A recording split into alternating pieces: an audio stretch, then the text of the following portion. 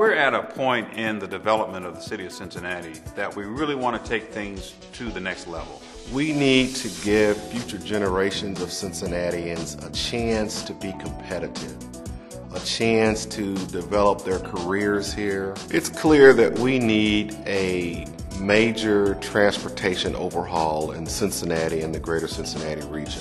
We really need a system of mass transit that works for the area. We need a streetcar in the city of Cincinnati so that we can not only move people from where they are to where they need to be, but we can also take advantage of the economic development benefits that will come as a result of putting rails in the ground. Buses are certainly a valuable asset, and we certainly will continue to have bus service in Cincinnati, but bus routes are not necessarily permanent.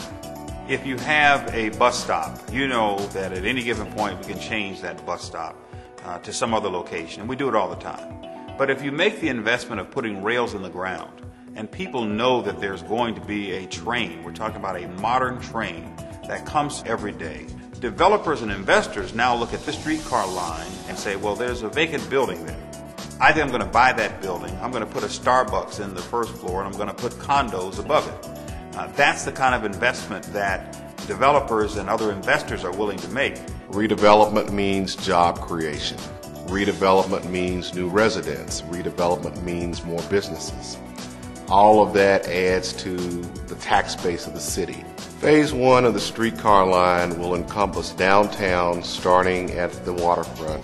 It will move through downtown, it will go through Over-the-Rhine, and it will go up the hill to uptown. This is a real opportunity to really jumpstart this area, to connect the two biggest employment centers that there are, downtown and the university area, connect those two together, create that synergy and bring that energy together to further our economic development efforts. This initial phase of $128 million will lead to $1.4 billion in economic development. That is a huge return.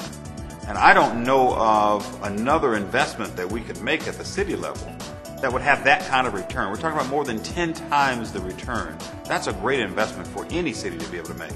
It's clear from our ongoing communication with members of Congress, with members of the White House staff, that the federal decision makers are poised for a resurgence of rail in the United States. Paying for this project will be a combination of a local investment. They're also aggressively pursuing federal dollars. Development of this particular streetcar will not raise anyone's taxes. If we are able to develop a transportation network but also attracts people to come to this city for social reasons, for business reasons, it raises the position of Cincinnati in the national conversation.